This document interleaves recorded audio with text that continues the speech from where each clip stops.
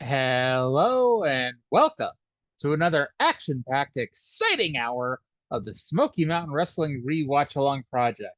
This is podcasting the way it used to be and the way you like it. This show is a production of the Something Else Podcasting Network, and it is episode number 068 of Smoky Mountain Wrestling from May 15th, 1993, taped May 9th, 1993, at the Knoxville Civic Coliseum in Knoxville, Tennessee.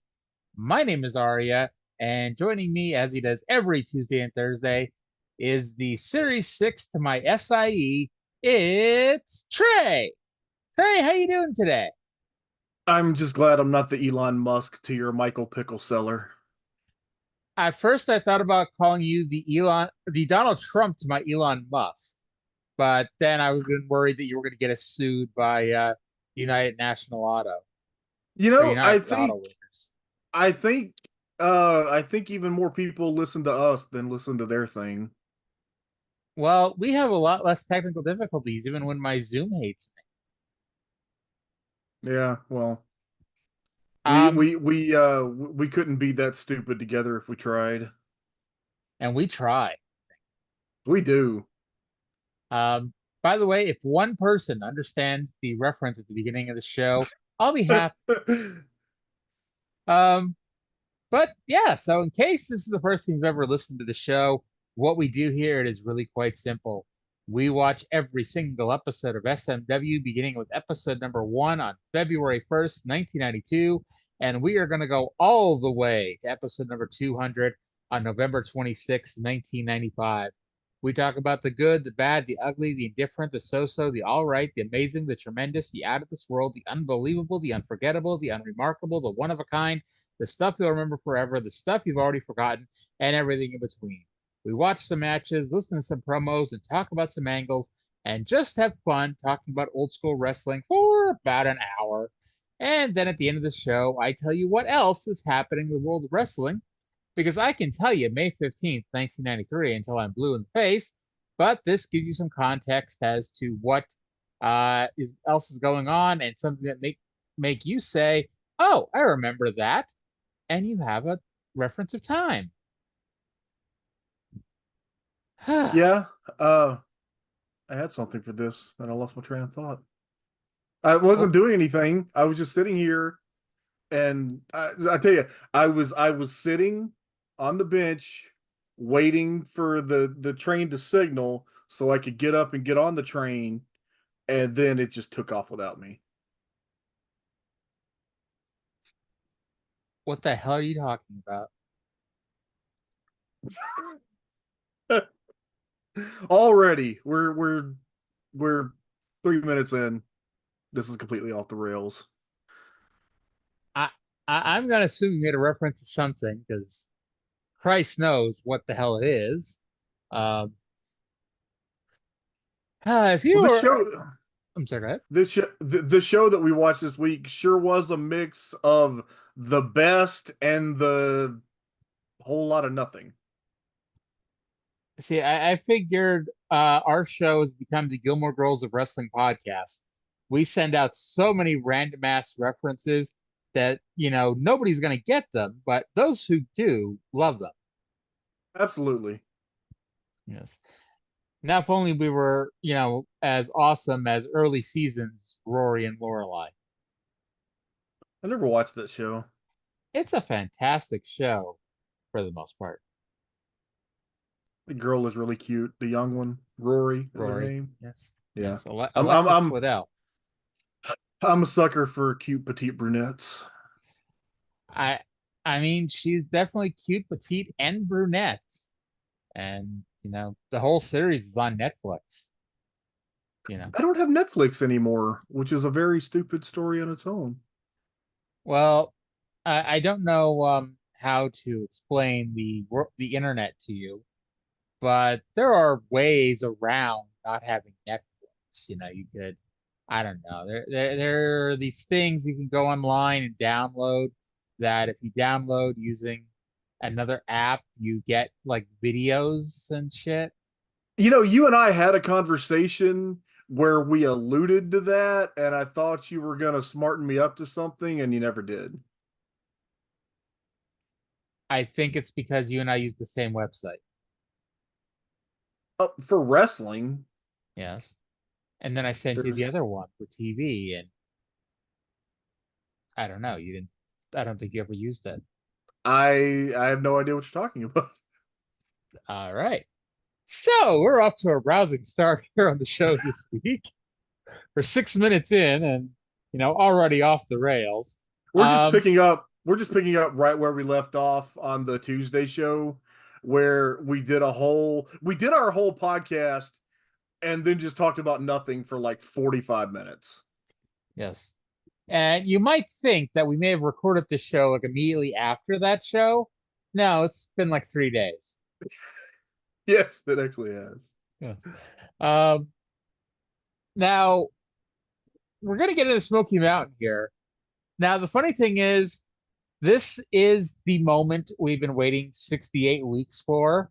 The huge, colossal angle that we all know was gonna happen. However, getting there was a chore at times. I didn't think it was a chore. I just didn't think it was very exciting. No. So the show is at Volunteer Slam 93. We're not getting Caudle. We're not getting Dutch. We're getting Les Thatcher and Lance Russell, which, hey, if we're not getting Caudle and Dutch, that's a pretty good step up right there. Yeah, completely Now, fine with that.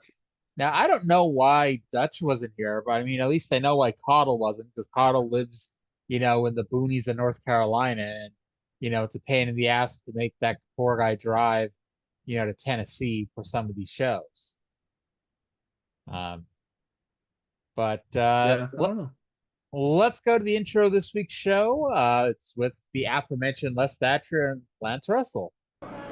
Welcome, everyone. I'm Les Thatcher, and welcome to a special edition of Smoky Mountain Wrestling. It's Volunteer Slam number 2, and with me to call the action, Lance Russell. Lance, welcome aboard. Boy, Les, it's great to be back after our last experience in Pikeville together. It was so great. I had to come to this one because they have really got some things going on. Yes, they do. I think between you and I, we've covered every major wrestling event in this state in the past umpty-ump number of years. I won't want even to call it that way. And this building, the Knoxville Civic Coliseum, has seen every world champion, I think, in the last 20 years. That's and, true. Of course, tonight is no exception. It's a spectacular card. The rage in the cage, I think, is one of the most unique ideas. Both of us have called matches a dozen times, triple, with various types of rules in a cage match. But this one is so unique in the fact that on each side of the ring, you're going to have 5 sets of handcuffs. So it's possible that the 5-man teams, when they ultimately get in there, one team could be handcuffed completely right down one side of the cage. That's right, absolutely. And of course, leading up to that, there will be 5 status matches, which will determine who will have the advantage in Rage in a Cage. And of course, in those matches, the first one will be Robert Gibson of the Rock and Roll Express against the Tasmaniac. Yes, sir. And you can better believe that when you put these the best out, and it means a great deal, because whoever wins that 3 out of 5 is going to have the advantage when they put the odd man in the ring. Absolutely. And of course, the other matches in the singles will be Robert Fuller against Killer Kyle, Stan Lane against Brian Lee, Kevin Sullivan against Jimmy Golden, and Tommy Pritchard takes on Ricky Morton. 5 great individual matches, all leading up to the Rage in a Cage. Boy, I got to tell you one thing. We have got some action coming up, and I tell you what, let's get ready to go to it, Les, okay? I love that they either couldn't get that fucking kid to shut up or, just retape it somewhere else. Yeah, I don't know. I like, okay, I shouldn't be mad at, children, especially children at a wrestling show, because, they're gonna be excited for this shit, but I mean, come on, Yeah. and yeah. So honestly, my my audio setup in my living room isn't like super incredible, so I didn't even notice it until you played it back just now. All right. So yeah, this show, if you want to know what happened with Dirty White Boy and Tracy Smothers, too goddamn bad. We're not going to be talking about that on this show. It's like that match didn't even happen. Um, Instead, it's all about Rage in the Cage. It's all about the 5 status matches that happened beforehand. And the funny thing is, we joined them all in progress basically for the finish of each match. But I mean, by the looks and the sounds of it, none of them were exactly, Iron Man matches. Now, one of them we did get the full match. If not, we got pretty goddamn close to it. I believe it was the full match. I'm gonna say like they're announcing the times. The time of the match, 3 minutes, and something. I'm like, oh really? And I'm like, oh, that was the Kevin Sullivan match. Spoiler alert. But it's like, okay, well, Ricky Morton and Tom Pritchard. That's gonna be a good 10, 15 minutes. Ricky Morton and Tom Pritchard. Time of the fall, 1 minute and 40 seconds. I'm like, okay then. If I get the draw of this show was the Rage in the Cage, but it's like if you were just gonna give, I know we're jumping all over the place here, but if you're just gonna give people that, you might as well just do a fake coin toss and have an actual undercard. Because I Yeah, but mean, then you'd have to pay more guys. yeah, that's the other thing. But so yeah, so let's just dive right in like I already have apparently. Um, and first of all, they pitched to a replay of last week's amazing angle, the epic confrontation between Jim Cornette and Bullet Bob Armstrong. They re-aired the entire promo, and then Les and Lance said that last night in Barberville, Kentucky, Stan Lane got his leg hurt by Jimmy Golden. And then they were magically whisked away to Barberville for a stud stable Heavenly Bodies tag team match. I laughed that Les kept calling Dr. Tom Tommy Pritchard. I just thought that was funny. Um, now, That's a very it's a very him thing to do. yes. It was a house show, so it wasn't like, a 3-camera shoot or anything. It's 1 camera from high above the ring. The finish saw Fuller have the abdominal stretch on Tom, but Corny hit Fuller with the tennis racket behind the ref's back, which let Pritchard get the pin. After the match, Fuller injured Stan's leg with a Fuller leg lock. So I'm not sure how Jimmy Golden hurt Stan's leg with Robert Fuller doing the Fuller leg lock, but apparently that's what happened. And eventually Killer Kyle ran in to run the stud stable off. Okay, you did better than I did. Because this was potato quality. I could tell that the finish was a racket shot. I could not tell who pinned who. What did you say, Pritchard pinned Fuller? Yes, I can only tell it's Pritchard because of the fluffy hair. Okay, I believe you. And also because I think Fuller was wearing red tights. And I don't think Jimmy Golden, at least in this run, has ever worn red tights. At least in Smoky. Don't believe I could discern colors that clearly from that distance. It doesn't matter. It's just I'm a dork for like getting the finish down right, and it irritated me that I couldn't tell who pinned who. So I guess that resolves that. You're a dork. True. Is it bad, or is it any better if you just call yourself a dork? I've been called a dork by so many people my whole life. It doesn't even matter. Okay. Well, I guess if you're gonna embrace it, I guess. Well, first up, we get quite the stipulation match in our opening match. It's Robert Gibson versus the Tasmaniac in a loser leaves town after the main event match. And it wasn't really the stipulation, but that's what it is. We just see the finish. Taz misses the senton, and Gibson wins with a running bulldog. So Taz, this is his last appearance in the promotion. He actually never won a match on TV, and actually his only win in his entire run was a dark match against Robbie Eagle. Wow. So Taz versus the Maestro. Taz, we hardly knew ye. Literally, we literally hardly knew ye. I don't think we know anything about him except that his name was the Tasmaniac. Like, legit, when he came out a few weeks ago, like, I was like, I do not remember him being in Smoky. And suddenly I know why I don't remember him being in Smoky. I did not know he had ever been in Smoky Mountain. So the baby faces are up 1-0 in the status matches. So we go to Robert Fuller versus Killer Kyle. As soon as we join it, we are informed that this is a Donnybrook. Kyle got something out of his violin case, but Fuller got it. And turns out this was brass knucks and not the roll of tape that Dixie Dynamite found in the violin case last year. Fuller knocked Kyle the fuck out, but when the referee dropped to count it, he saw the knucks on Fuller's hand and disqualified Fuller. And before I continue, what did you think of this finish? I thought it was dumb.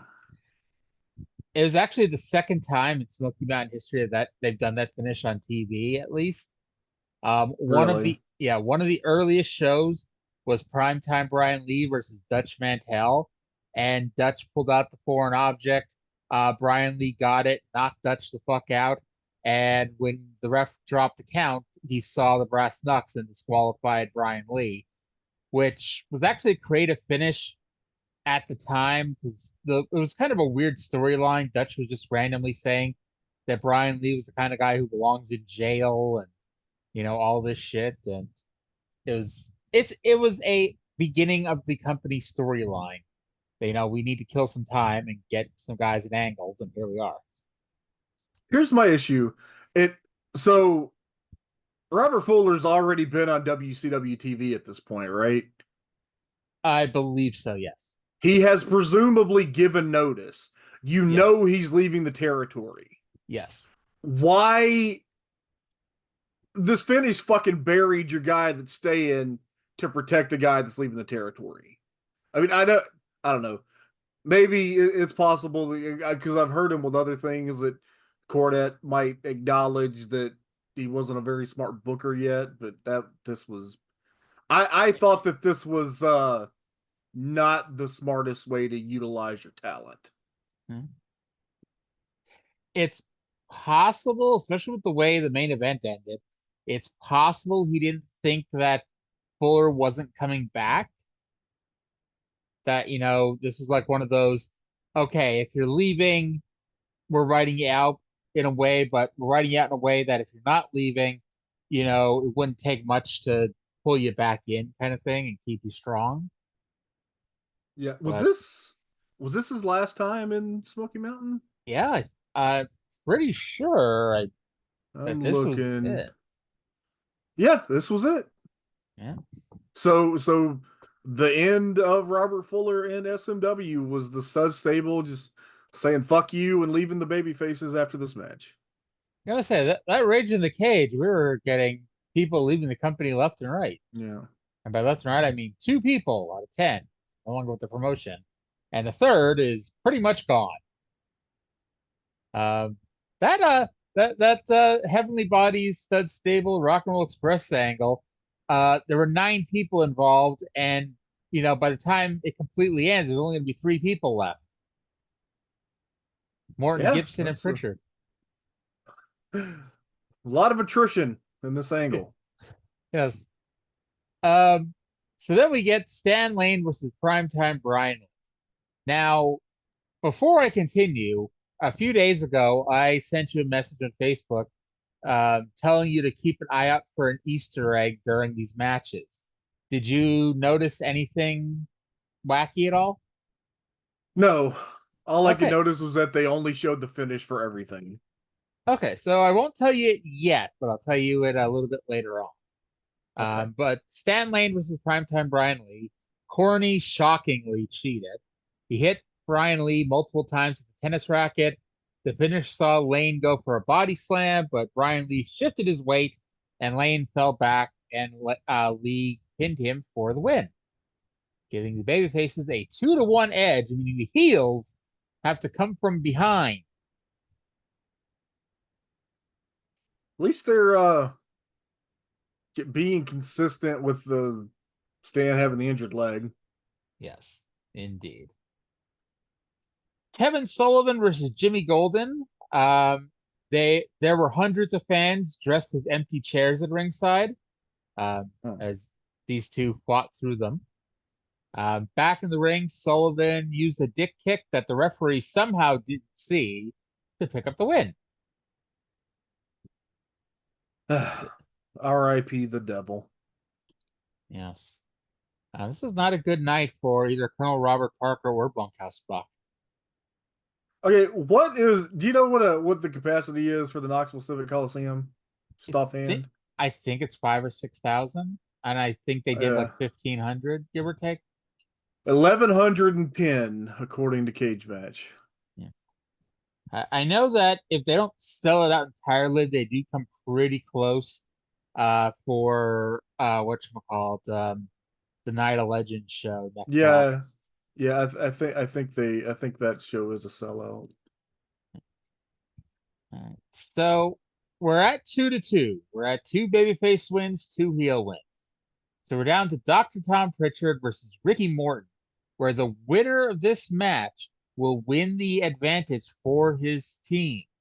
You know, because it's War Games. You know, it's the match that we all know, especially by now.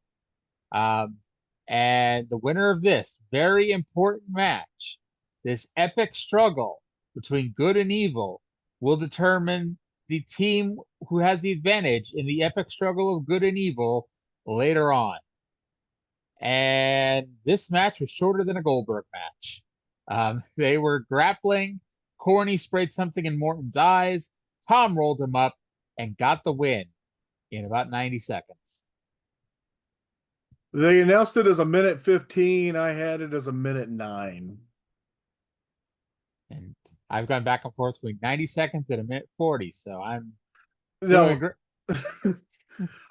I did like the finish, but you know what? Fuck it. If the whole match is just a fuck finish, just get to the goddamn finish. Don't do a fucking House of Torture match or a Bloodline Rules match where I got to sit through 10, 15 minutes of bullshit before we get to the shit that we know coming. Speaking of the Bloodline Rules matches, like, we've now had 2 of them. We had the Cody Roman match at WrestleMania and now the Cody solo match at SummerSlam. And both times the Bloodline lost the Bloodline Rules match. And I get the whole point was this is now after years of having the Bloodline running constant interference for Roman, now they're finally getting their comeuppance. But technically, this is the first time they've ever had this match, or the first 2 times, and both times the Bloodline lost. They should demand a Cody Rhodes Rules match, then they'd have the advantage. What would be Cody Rhodes Rules? Tearing major muscles off of your arm and then wrestling? You have to get a stupid neck tattoo before the match. Maybe if you lose, you get a stupid neck tattoo. Sure. So I was listening to Dave Meltzer and Brian Alvarez this morning a little bit, and Dave mentioned that the plan was for Cody to not have a match at WrestleMania at all, that he was going to be injured by Roman, and The Rock would have to tag in and take a spot, but then Punk got injured, and then all hell broke loose. But here's my question: this is the same Cody Rhodes that tore a major muscle off of his body and still wrestled in a Hell in a Cell match 2 years ago. What exactly are you going to do to him that its storyline would make sense as to why he wouldn't wrestle in the main event of WrestleMania? Because The Rock smacked him in the head with his big dick. I mean, depending how big The Rock's dick is, it could, it could make perfect sense. That's got to be it. But I mean, unless like Roman pulled out a chainsaw and lobbed off several of Cody's limbs, and Cody needed 6 months to figure out how to wrestle with, only 1 or 2 limbs, what the hell are you going to do to the guy? Because beating him in the back with a chair for 5 minutes wasn't, you're still gonna be like, okay, where is he next week? I thought for a second that you were going to say Roman was going to take a chainsaw and lob off The Rock's big dick. And then hit Cody with it. Who do you think's got a bigger dick, The Rock or George Weingeroff? Oh God. I I think The Rock at this point, because George Weingroff's dick only got him, so far mid-South. The Rock's giant dick, I mean, it got him on the board of directors. Yeah, and also The Rock is half black, half Samoan, so that's a genetic advantage. Yes. This is going to be in the description of this week's show. I'd be disappointed if it wasn't. Do you realize that every 10 years WrestleMania, the person who wins the main event was not the person that was planned when everything was put together ahead of time?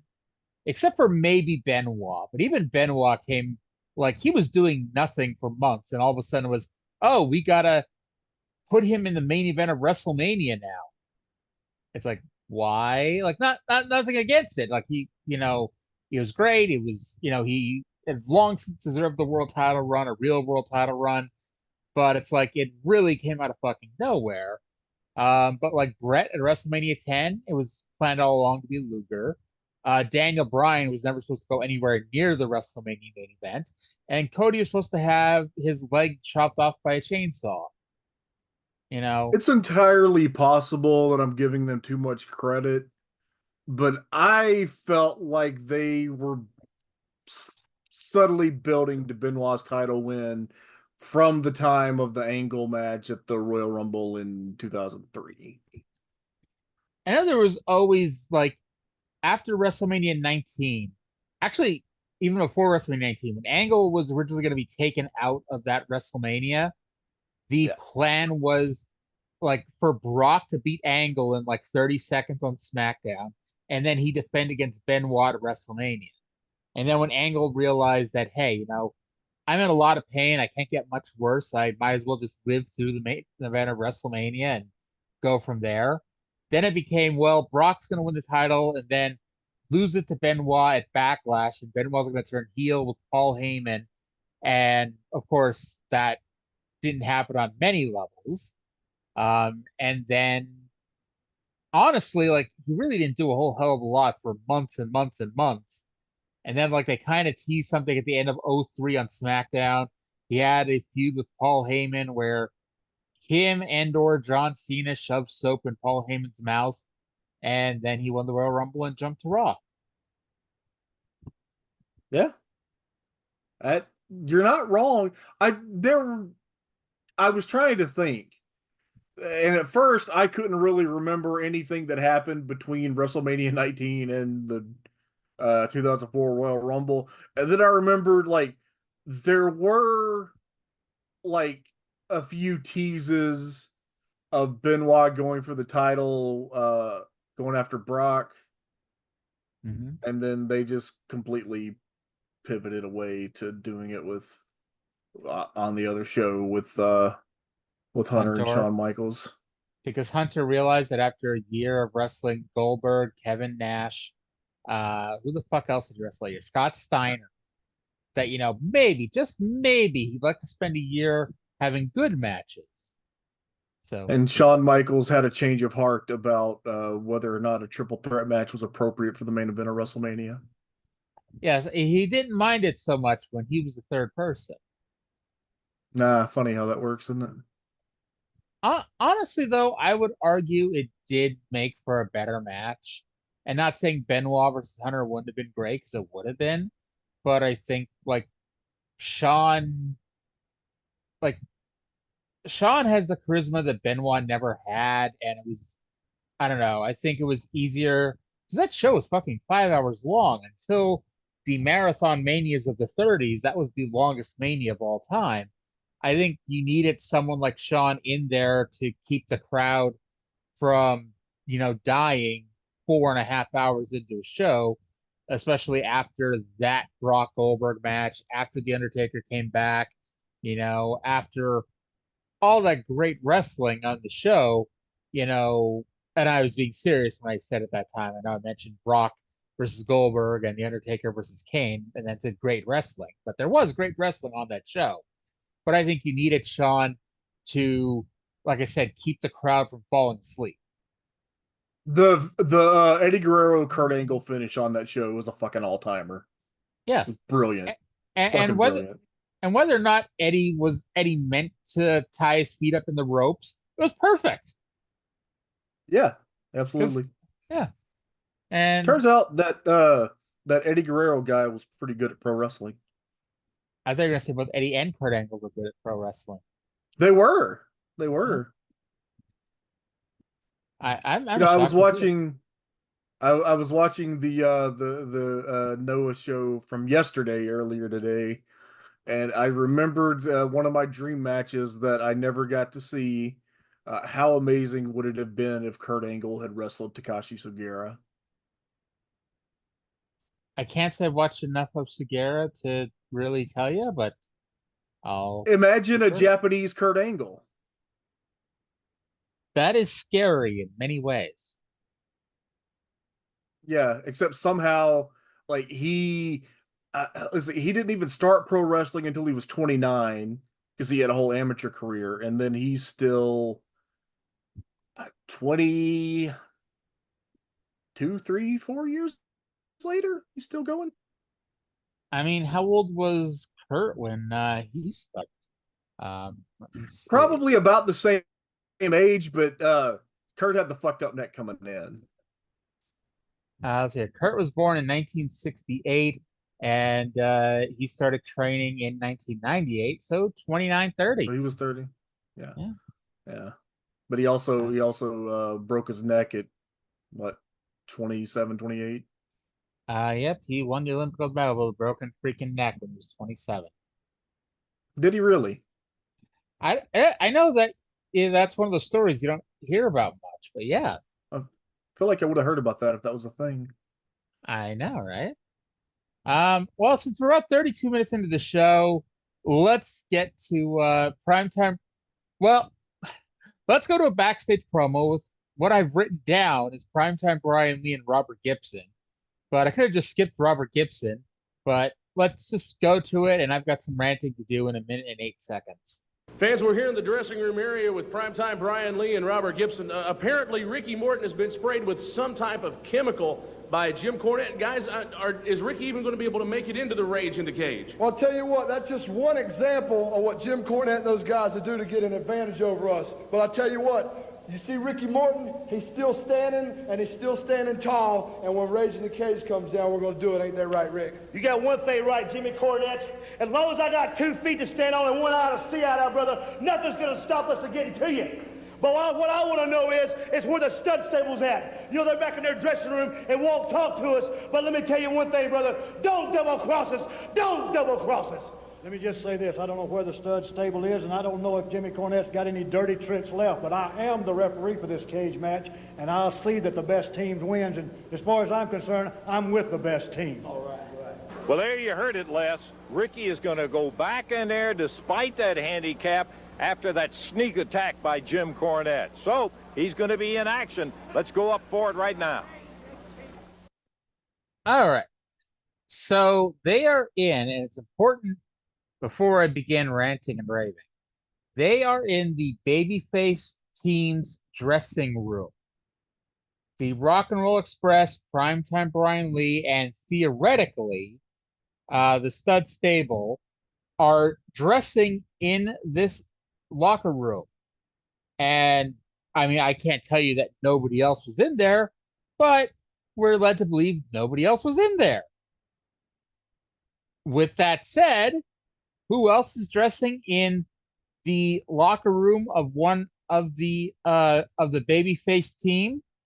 The referee of the match, Bullet Bob Armstrong, is not only dressing with the baby faces, he called them the best team. I'm starting to think some of these hills have a point. I'm like, he's really asking for it at this point. I was just appalled. I messaged you to make sure to play that promo because I wanted to point out just how appalled I was at the blatant patriotism by the commissioner of Smoky Mountain Wrestling here. Yeah. And I couldn't believe it myself. I did like that. Now I didn't play it, but Les and Lance told us the rules like we were children. They, explained them to us to the point where your nephew sitting at home, your 5-year-old nephew, knew the rules of this match. And that's not a bad thing. Don't assume everyone always knows all the rules at all times. I honestly wish I had Lance Russell there to explain most things to me. Like, do you remember the first WWF ladder match, the Bret Hart Shawn Michaels match? Mm-hmm. I watched that match 8 bajillion times, but from a live perspective, Mike McGurk, the ring announcer, never explains what the rules are. She just says this is a ladder match and then brings up Bret and Shawn. So if you're the fans who don't have Gorilla Monsoon and Lord Alfred Hayes doing commentary for your benefit, what did you think? What the fuck did you think was going on? Maybe they thought that this was a big Stampede wrestling crowd who would have seen a ladder match before. It was either in Worcester or Springfield, Massachusetts, which I mean, mind you, I didn't live here in the late 70s, early 80s, but I'm pretty confident this was not a Stampede wrestling town. Yeah, he might be right. I might be for once. That's just curse me. I tend to give people the benefit of the doubt. To my detriment. So the big difference between this and the regular War Games, and you've heard them reference it a couple times, you can either win by submission or by handcuffing the entire other team to the cage, which I think, as much as I'm one of those people who get angry by, when people change, tried and true shit, I think that is an excellent idea, because otherwise, what really is the point of the man advantage if the match can't really end until everyone gets in the ring anyway? Even if you've murdered 4 people, you still have to wait for the 5th person to get in to murder them before you can win the match.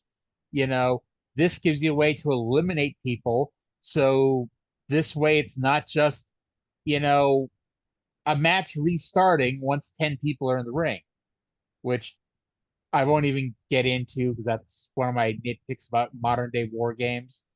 But, I like the idea of eliminating people so it wasn't just, 10 people. Plus, they only had 1 ring. And so 10 people in 1 ring, especially with Bullet Bob as number 11, that would have been a little too much. Yeah, I don't know. I feel like at a certain point, it just started to look like a weird sex dungeon. Oh, by the way, I forgot to mention the Easter egg, which it actually is also apparent here. Did you notice Jim Cornette changed his clothes? I did not. In the first match, he's wearing a black jacket and canary yellow pants. And then in the second match, well, the first Heavenly Bodies match, which I think was the 3rd match on the show, he was wearing a black jacket and yellow pants. And when he came out for the Dr. Tom match, he's wearing a yellow jacket and black pants. And when I saw him come out, I'm like, wait a second, it was the other way around, wasn't it? And sure enough, it was the other way around. So that was just for you. I'd like to think so, because I mean, like, it's one of those things like who would notice and who would care kind of thing. But I noticed and I cared. So we join the match with everybody who's not named Primetime Brian Lee already in the cage. They're using the wooden frame cage that they've used probably for every cage match. Can we talk about what a piece of shit this cage was? Holy shit. I mean, this cheap looking wood frame chicken wire cage, if it had a roof, it looked like a fucking chicken coop. And then at the end, when they do the big angle and the baby faces are trying to get in, fucking Horner is trying to climb the cage, and this cage did not look sturdy enough to climb on. And you notice nobody fucking managed to climb it. Nope. Hell, Mark Curtis was hanging off the side, like waiting for someone to knock him off so he could stop climbing. Boy, Mark Curtis was on that thing like a spider monkey. I immediately thought of Mick Foley's story about Dominic DeNucci doing a promo for a cage match with a crappy similar cage, where Mick says that Dominic said, that cage may look like a chicken wire, but it's not a chicken wire. But what the fuck is it? It's chicken wire. I mean, like, remember when TNA had it? I mean, it really is like you can see that it is just chicken wire, like, you know. But remember when TNA did the lockdown where they were doing the electrified cage match, so they didn't do the normal, you know, silver cage that they had. Instead, they got like this bullshit looking, actually a remarkably similar looking cage to this, but but actually slightly, you know, better looking, which, if you remember that lockdown cage, that was a pretty awful cage. It was just like plastic wiring and wooden panels or wooden frames. And also, You like, know, in it, I'm sorry, I don't want to cut you off here, but in addition to, like, you know, just how crappy it looked and how unsturdy it was, people kept being thrown into it, and I was worried that the walls were going to fall down. you know, I know a lot of people think it was a dumb concept, but I kind of miss lockdown. I love that. I went to lockdown in Philadelphia with Sting and Mick Foley, and no, it's not the greatest show you'll ever see, but how often do you ever see, you know, 8 cage matches on one show? Yeah. And It was a unique show. Fucking it TNA has just always done so much, like anything that people like about it, they fucking sabotage. Has there ever been a more self-sabotaging promotion? I'd say WCW, but Impact's lasted 20 years. Well, It's yeah. like, what are the 2 most successful gimmicks that TNA ever came up with? Ultimate X, which is so remarkably simple, it's amazing no one ever thought of it beforehand, and Lockdown. And that was a successful gimmick. As much as people may laugh at it or whatnot, it was fucking successful. You know, that was usually the highest or one of the highest buying pay-per-views of the year. Wasn't their biggest pay-per-view ever the lockdown with Joe and Kurt? Which, granted, most of that was because of the great build to Joe and Kurt, and not the fact that it was locked down. But yeah, I think that was the biggest pay-per-view they ever did. It was, and it had nothing to do with Russo. And you could say, oh, well, you know, how do you know it had to do with Russo? It's simple. The rest of that fucking show was the Vince Russo show, and the first 2 hours of that show and the last hour of that show were 2 entirely different shows. Like, it wasn't even funny. And it's like, you know, like, I don't know who the hell was in charge of booking that main event, but they should have been in charge of booking all that time, because as soon as Joe got the belt, they just fucked with him from minute 1. Yeah, what year was that? 2008? Yeah. It was also like until the Alamo Dome show, I think it was the largest U.S. attendance they ever did too.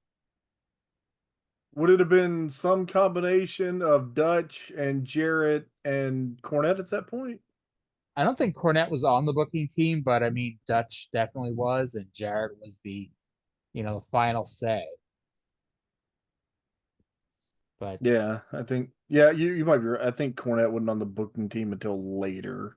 I don't think he ever was. I mean, like, he was an agent and he would help out with shit, but like, he was never officially on the booking team. Like, the thing with that ended up getting him fired with the Eric Young deal, like, that was all Russo, and it was in an agent meeting that he's like, well, why don't we just do this instead? And, you know, because nobody could say no to him. at least to his face, no Yeah. one could say no to him. You're Ended up probably getting right. It wasn't actually on a part of the booking team. He was just trying to get something out of the nonsense that dipshit was coming up with. It was also shocking because that was also around the time that Gabe Sapolsky got fired from Ring of Honor, and they didn't even attempt to reach out to Gabe to see if he wanted to come in and book. A lot of people talk about, and you and I had a conversation about this a week or two ago, complaints about the state of Ring of Honor and people blaming Tony Khan for ruining Ring of Honor and people talking about where Ring of Honor went wrong. It really and truly, like, until they got the New Japan deal in like 2014, ROH really wasn't shit after they fired Gabe. Yeah, it really wasn't. And I'll say that, I don't know if ROH, it's possible it would have had the same result anyway, but I think All In, the original All In, did more to hurt Ring of Honor than any other thing up to that point, because that show, like, yes, you knew it was produced by Ring of Honor, but it wasn't a Ring of Honor show. It was a show with Cody Rhodes, the Young Bucks, and Kenny Omega running it. And that just happened to have Ring of Honor and New Japan talent and all that on there. It's like it made Ring of Honor uncool because, okay, fine, they did 6,000 people WrestleMania weekend for a match, but when did Ring of Honor come close to 10,000 people? When the guys who had already left the territory had drawn the crowd for Madison Square Garden. Oh yeah. That was another nail. Like, were you at that show? I was at All In. Okay, but you weren't at the Madison Square Garden show? No. I was at that, and I'll be perfectly honest. As much as I cheered Matt Taven for winning, there were not a whole lot of people who gave two fucks about anything Ring of Honor was doing on that show. Like, yeah, they didn't get like New Japan wouldn't have been able to get Madison Square Garden because it was the ROH legal team that got it. But like, it basically, if New Japan had been able to go in there by themselves, New Japan would have sold that out on their own. Like, Ring of Honor was there again. I'm not saying you know what I mean. Like, Ring of Honor wasn't going to sell all those tickets by themselves. Yeah. Like, people wanted to see a New Japan show, and Ring of Honor just happened to be a part of it. Yeah, but I was at the New Japan show in Dallas a couple of months later, like after when it was way after those guys had left, and they didn't like that. Did not draw very well in that big building at all. The and first it night was, of the immediately G1. I was like, if Kenny Omega was here, there would be a shit ton more people here. Possibly. But I was gonna say, because I was at All In, and other than Jay Lethal defending the title on that show, there was zero Ring of Honor branding anywhere. Yeah, except that I think like Ian Riccaboni was the announcer, and like that was about it. Mm-hmm. And it's like, it's hilarious. Like, they did Ring of Honor had the most successful show ever, and it's not a Ring of Honor show. It's Ring hilarious. of Honor. Yeah. Ring of Honor kind of cuckolded itself, didn't they? Yeah, they really did. All right. So, by the way, Robert Fuller, Jimmy Golden, Robert Gibson, and Taz are already handcuffed before Brian Lee gets in. I bet that is not the only time Taz has been handcuffed to a cage. Probably not. And this is when I noted that Lee punched Taz, who bumped into the wall, and I was worried that Taz was going to take out the entire wall and the first row of people. Mm-hmm. Lance Russell noted that this was a fantastic match here at Volunteer Jam 93. Thanks, Lance.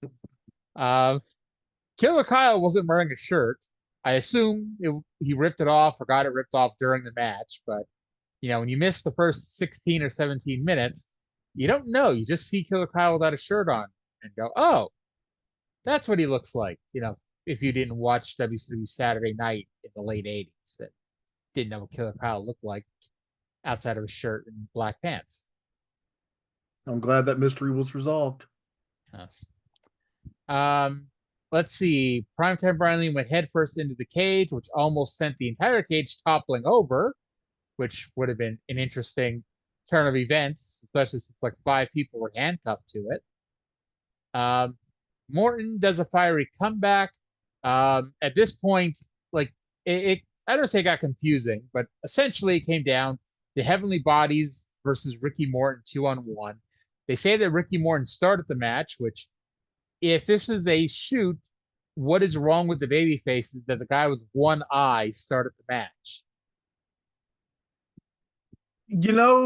I understand what you're saying, but then, like, you knew it couldn't be anything but Ricky Morton starting that match. No, it really could.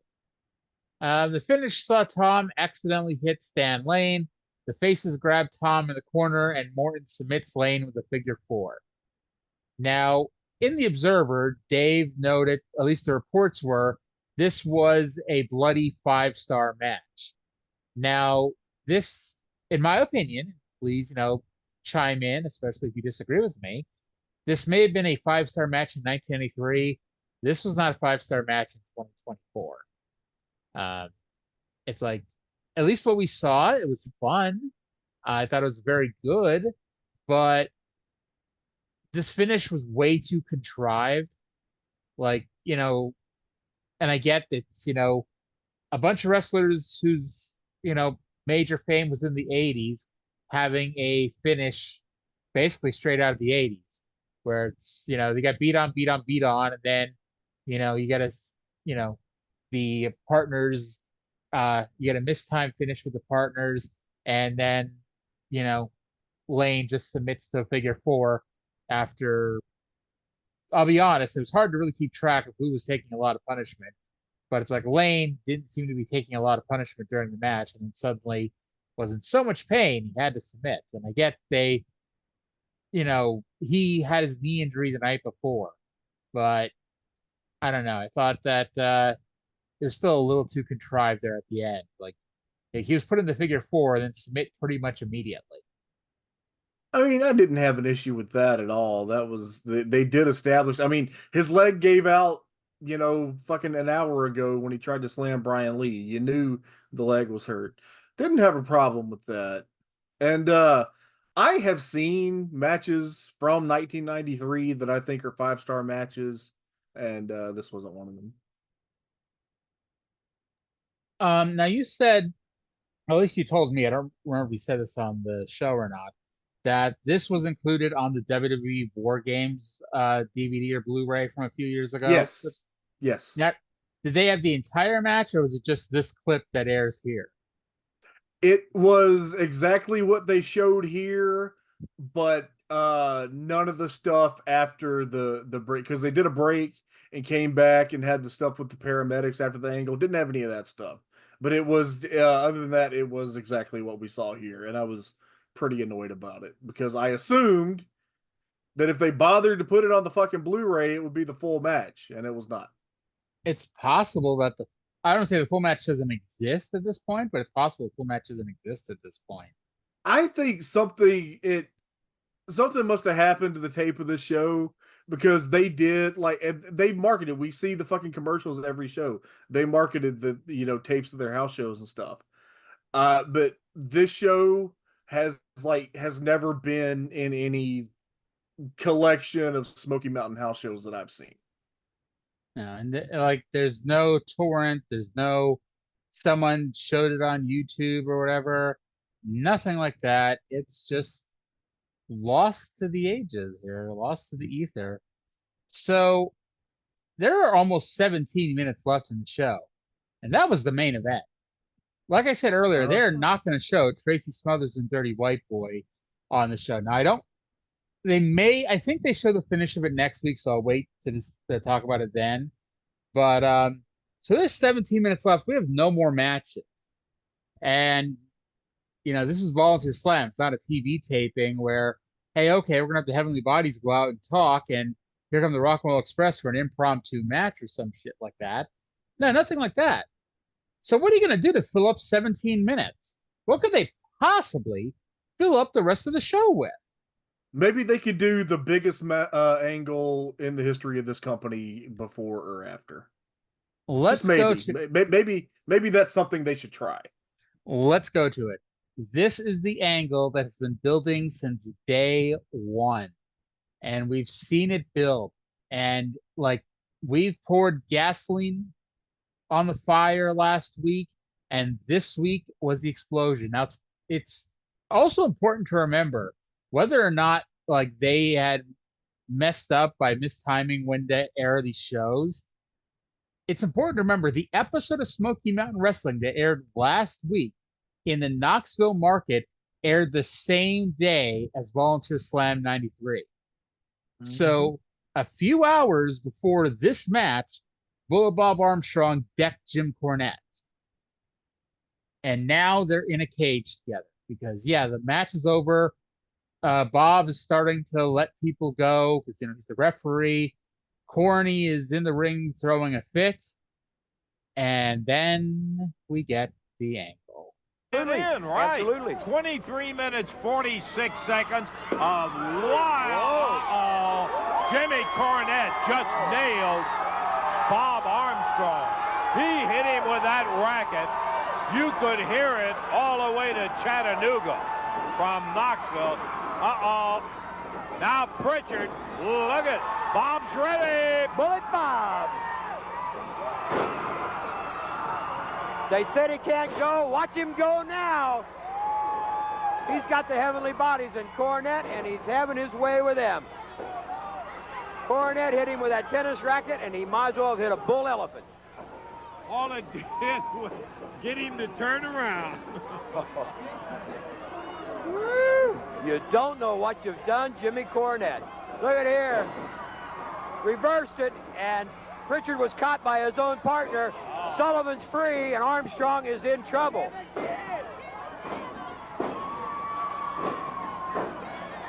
And look at here. There goes Golden the stud and stable. Fuller leave, and they walk out. So Gibson, Lee, and Morton are still in that ring. And Morton has been hooked by the handcuff over here. Look over here. Stan Lane has hooked Morton in that handcuff. On the opposite side of the ring, Bob Armstrong is being pummeled by the entire team of Jim Cornette. Man, you get Come on. Cornette, you just absolutely... Mark Curtis trying to climb.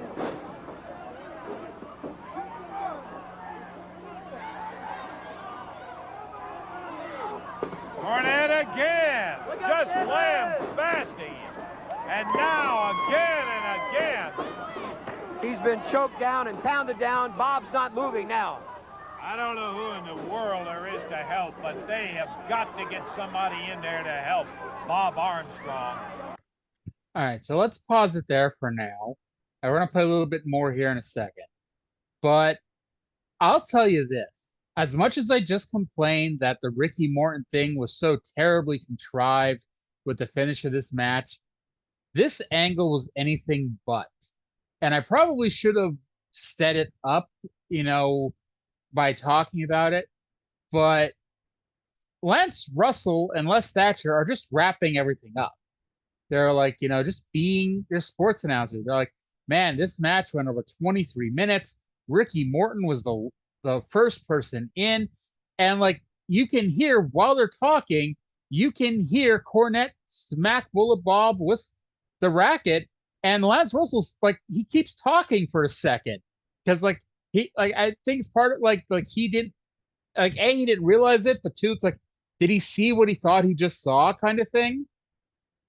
And, Bullet Bob might be a 50-year-old man, but he's a 50-year-old man who's not going to be taken down by a single tennis racket shot by that sissy Jim Cornette. It was awesome, man. He no-sold the first one, fired up, started beating the hell out of both bodies. And then they started freeing all the heels from the handcuffs. And then they freed Fuller and Golden, and Fuller and Golden just fucked off. They were done with his shit. And then so all the other baby faces were handcuffed to the cage, and we had a 6-on-1 on Bob Armstrong. Now I think, and it's hard to say because again, it's still a one camera shoot, but I think Bob had let go of Fuller and Golden. And I also think that Cornette had bolt cutters or something, and because like Sullivan still had one of the cuffs on, and I'm assuming Taz did as well when they were let go and were beating up Bob. You could still see the chain dangling off at least Sullivan's arm. And then Ricky Morton was cuffed to the one that was still, or one of them that was still up there. But I guess even that one makes sense because in the scene we're about to go to, Bullet Bob was crucified to the cage in the Raven got crucified to the cage pose 2 years before Raven got crucified to the cage. But still, it's a 6-on-1 beating.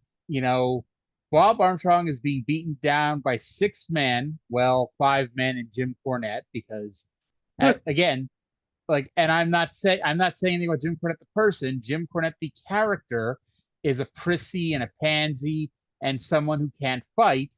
And even when he has a weapon, he attacks somebody from behind. It doesn't mean a goddamn thing until his boys get involved. Right, pansy ass mama's boy. Yeah. Mark Curtis, as we mentioned earlier, he tries to get in and basically has to hang off the cage for a minute because, he cannot climb it, and no one saw him at first to knock him off. Tracy Smothers and Tim Horner run to the ring because they're the only 2 baby faces left in the building. Because again, this is, a 7-match show where the only 3 people, not in this match, were Dirty White Boy, Tim Horner, and Tracy Smothers, and Dirty White Boy wasn't running in for the save. But everyone kept him at bay, and Cornette slaps Bullet Bob. And I think there was, and I guess they didn't really play it up, but at least in my mind, and I could just be booking this myself, there was that little bit of, oh, fuck, what did we do kind of thing at first. But then it's like, you know what? You're in for a penny, you're in for a pound here. We've already done it. Might as well keep going. And they beat the snot of Bullet Bob. And we're going to go now. We fast forwarded about 90 seconds. So we're at a part now. Bullet Bob is handcuffed to the cage in the crucifix pose. And everyone's just kind of standing around. And we're going to get a moment that actually, in some way, comes back to haunt Jim Cornette in a few months. But this takes this angle from being a very good wrestling angle to something very, very real. Oh, look at Cornette with Armstrong. Look at him. Oh, yeah. Look at big him. Man. Got him both arms handcuffed to the cage. And Cornette slapping him. Got his tennis racket. Oh. Teed off both hands right in the midsection. That rib cage is taking a hell of a battering. Excuse my language. Honestly, Les. This is as bad as anything I've seen.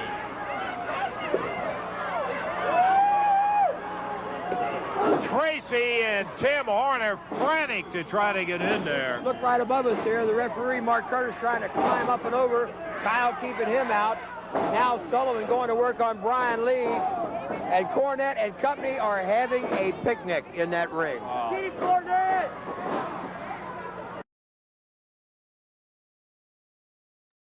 Well, hey, first time this week I forgot to unmute myself.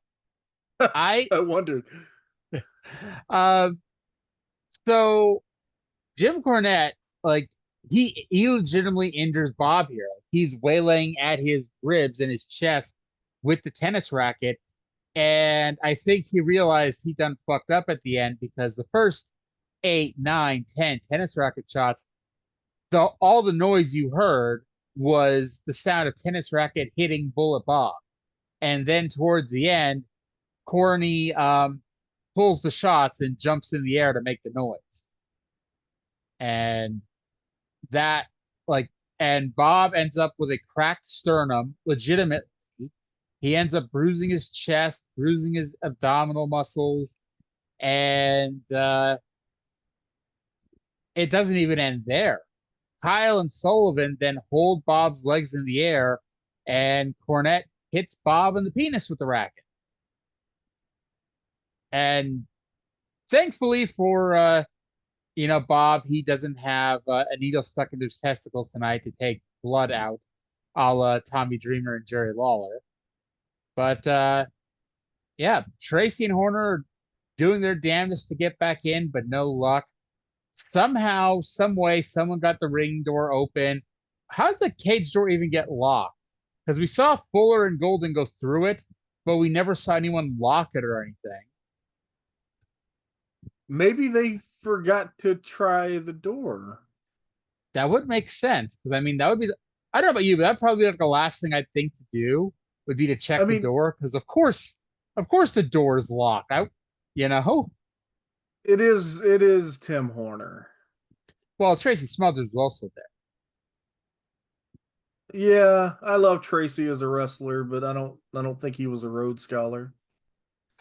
Well, Horner and Smothers finally get in the cage, and even though the heels had a 6-on-2 advantage, because Primetime Brian Lee and the Rock'n'Roll Express are still handcuffed, so they have a 6-on-2 advantage.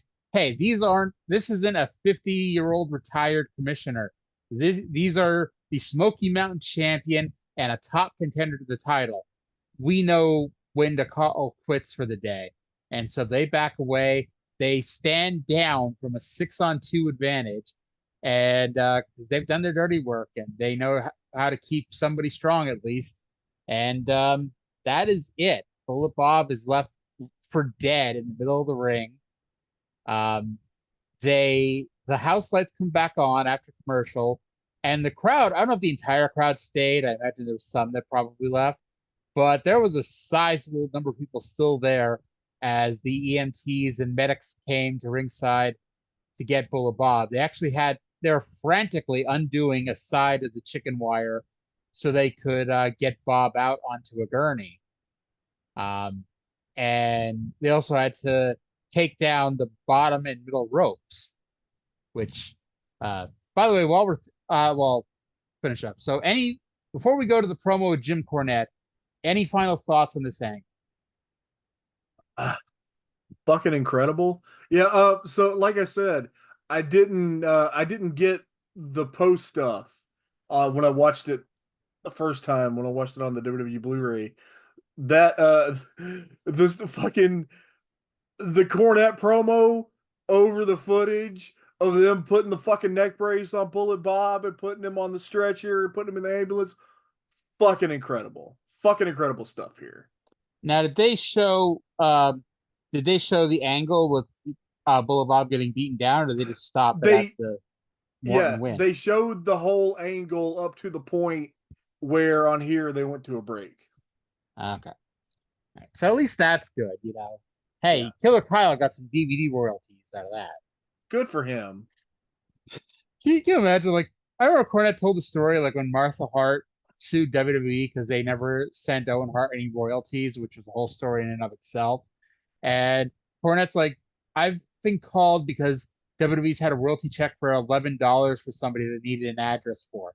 I imagine that was Killer Kyle's royalty check for the War Games DVD was $11. That's not to say, I don't know if the War Games DVD sold well or not, but the fact he was 1/11th of a DVD extra, it probably didn't pay a whole lot. Probably not, but it'll buy you a meal at Burger King or go. Wendy's in Harlan, Kentucky. Dairy Queen. So I do want to mention, because I'm going to forget this if I don't mention it now. They did those Lance Russell, Les Thatcher wraparounds before the show started. And I mean, breaking kayfabe here, I know everything, but so before the show started, Les Thatcher and Lance Russell are telling you about stuff that's happened during the show, and are I thought that was kind of funny, right? A flagrant break of kayfabe. Now look, those wraparounds could have been taped after the show. Which, as I pointed out to you before, they took down the ring ropes. You're telling me they put the ring ropes back up to let Les and Lance do that? I'm still calling that plausible deniability. I think the ring crew would have been really pissed that night. So yeah, let's go to a show closing promo. This is almost 4 minutes in length, and it's worth every second. Lance Russell's backstage, and he's interviewing Jim Cornette over the footage of Bob Armstrong being taken care of. Just want to tell you, Les Thatcher put it best, brother. You better have finished him tonight. You better hope he's dead, because if he comes out of this, he won't forget it. Not in a month, not in a year. Let me tell you something, Banana Nose. I agree with Les Thatcher. I hope he's stinking dead, too. Let me tell you something, Bob Armstrong. I swore to you, and I swore to the people that watch Smoky Mountain Wrestling, that there's no way on God's green earth that I'd let you get away with putting your hands on me. The time that you hit me in my head, brother, was the day that you signed your death warrant. I'm going to guarantee you something right now. I'm not going to stop there, because I know you got a family, Bob Armstrong. Rage in the cage, I ain't worried about it. Lost Kaelan, Tennessee, no matter what you do to the heavenly bodies, no matter what you do to anybody that I manage. Brother, you're always going to have Jim Cornette to contend with. The greatest thing that I've ever done in my life, the greatest sight that I have ever seen, the greatest feat that I have personally been responsible for, was sending your decrepit carcass out of that Knoxville Civic Coliseum on a stretcher, into the ambulance, into the hospital, and for all we know, into the morgue. Jim Cornette's going to rule Smoky Mountain Wrestling, Bob Armstrong. And as you saw tonight, I proved conclusively, there's nothing that you can do about it. The Rock and Roll Express were left laying in a heap. Primetime Brian Lee was left laying in a heap. The stud stable out of the picture. And Jim Cornette standing over Bob Armstrong. You paid the price, Bob Armstrong, for putting your hands on me. You paid the price for a stinking, slimy, redneck, ex-farmer, ex-marine, no good southern piece of trash putting his hands on me, a Cornette. Well, I guarantee you this. You see now that Jim Cornette's on top of things. I hope those doctors work on you real good. I hope you go home to Scotty and to Steve and to Brad and Brian, the little deserter, you know, the coward, your whole stinking family, your ugly wife. I hope you resign as commissioner of Smoky Mountain Wrestling. And I hope you leave the job to me, because, brother, I can handle it a whole lot better than you can. Like I said, Bob Armstrong, Jim Cornette always has the final word. Jim Cornette always has the final word, and I had it today at the Volunteer Slam in Knoxville, Tennessee, over you, Bullet Bob Armstrong. Turns out that the bullet was shooting blanks. Lance, you contain yourself better than I could. Well, I gotta tell you, Les, that's one of the most nauseating things I have ever seen. Most nauseating person I've ever talked to on it. It's just incredible. Well, we can't give you a prognosis on Bob Armstrong. We wish we could.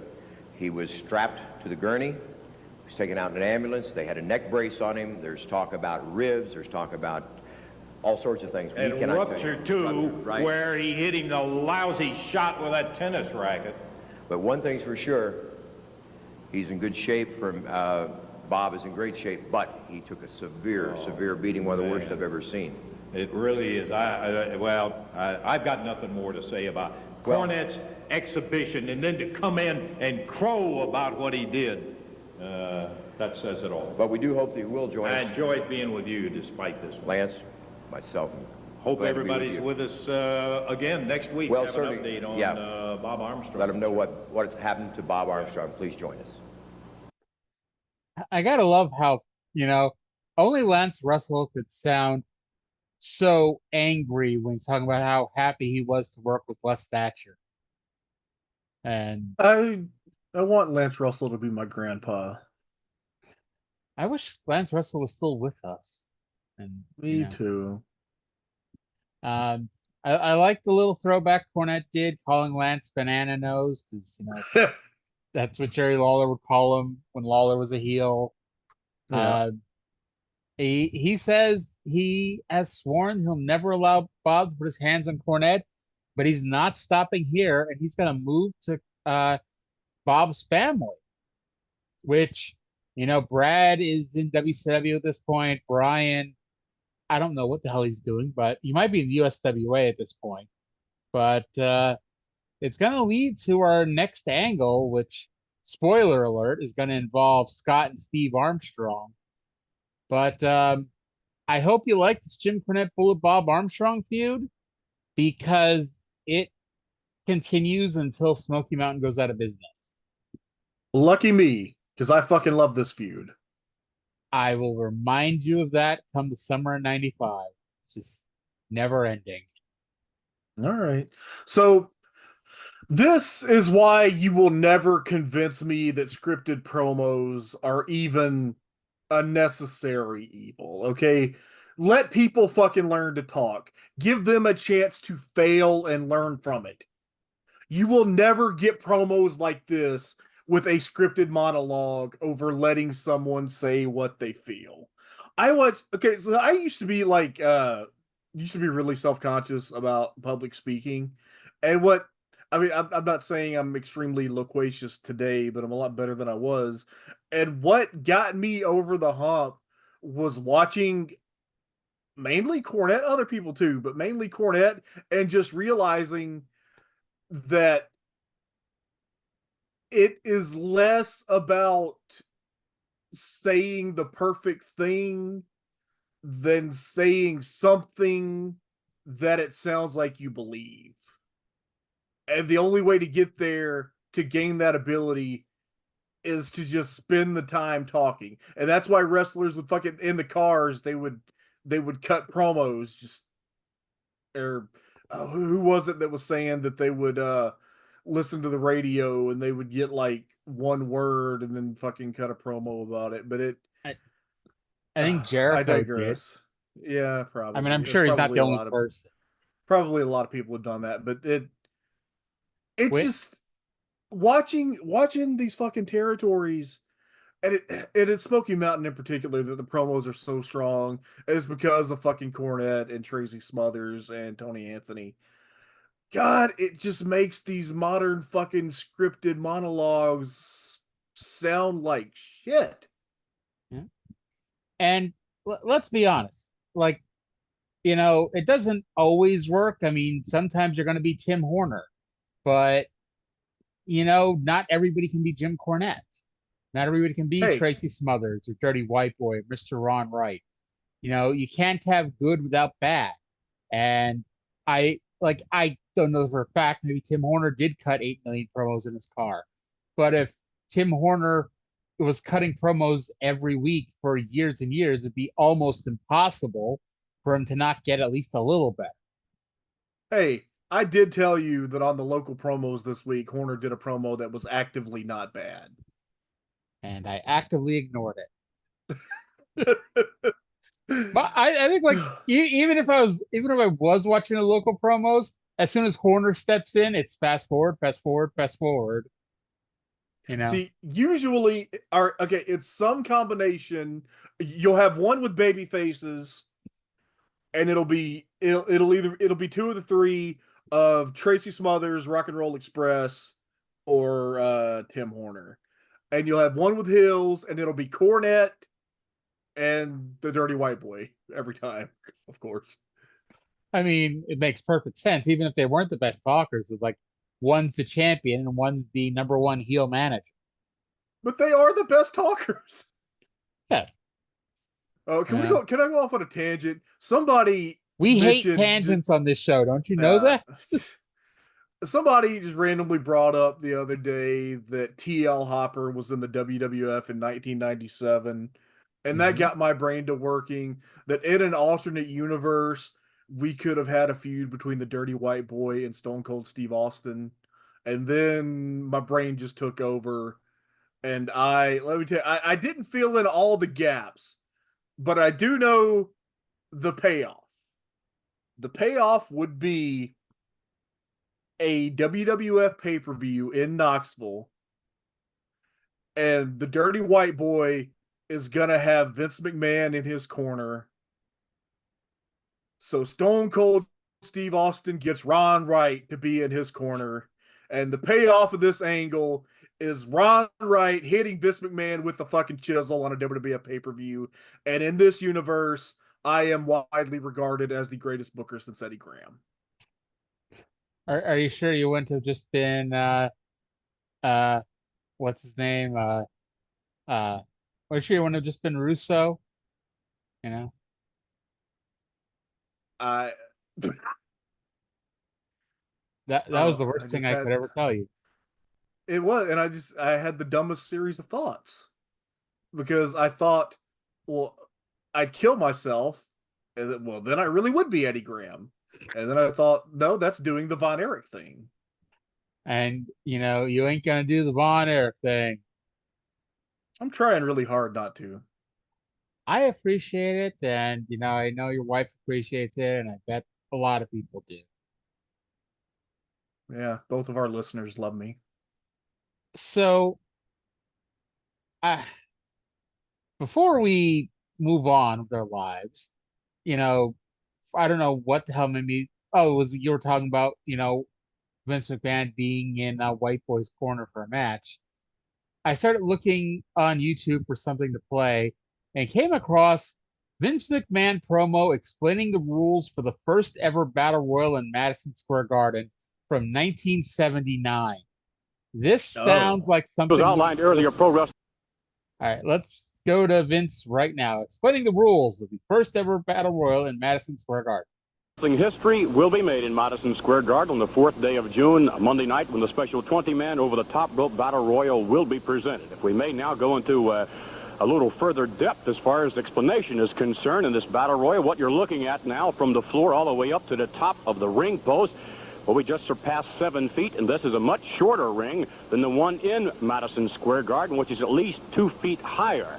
So now you're up to 9 feet, ladies and gentlemen. From there, of course, the center of gravity of an individual would have to be higher than the top rope to be thrown out over the top rope, since that is the process of elimination. So what you're all the way down to the hard concrete floor.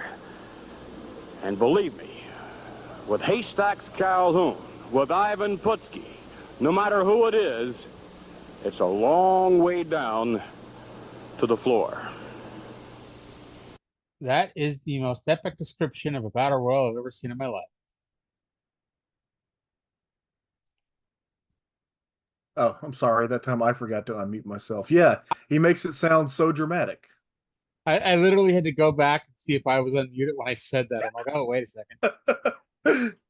I said the whole sentence and then realized, oh, it's telling me I'm muted. Yes, isn't it nice? Like, what a professional show we got here. What a subset of morons we are. Let's see. Madison Square Garden, June 4th, 1979. Do you want to guess who won the Battle Royal? It is somebody. It is somebody who is a star in the mid to late 80s. Mid to late 80s. Let's say mid 80s. Mid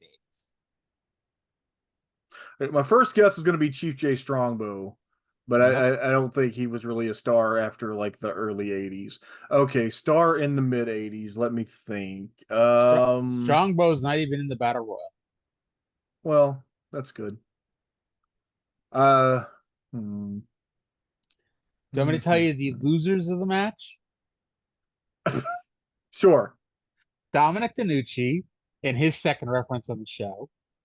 Jimmy Valiant, Gorilla Monsoon, Greg Valentine, Ivan Putski, Haystacks Calhoun, Nikolai Volkov, Steve Travis, whoever the hell that is, Jose Estrada, Gypsy Rodriguez, whoever the hell that is, SD Jones, Mr. X, so before Dr. X went to medical school, I guess, Johnny Rods, WWE Hall of Famer Baron Mikel Cicluna, Tito Santana, Johnny Valiant, Jerry Valiant, so we had all three Valiants in this, Bulldog Brower, and WWF North American Champion Ted DiBiase. They were the losers of this match. They were the losers. Who was the winner? And the winner would get a future, actually the winner would get a WWF title match that night. Against Bob Backlund? Yes. Okay. This is gonna sound weird. Can you give me the ethnicity of the person? I cannot because it would give it away. Okay, that's what I figured. Is it a Samoan? No. Or any Asian or Pacific Islander? No. Okay. Star in the mid to late 80s. More mid 80s. More mid 80s. Cut it off at 87. Cut it off at 87. Okay. Don't know, but I feel like I gotta guess something. So Tony Atlas. Nope. The Iron Sheik.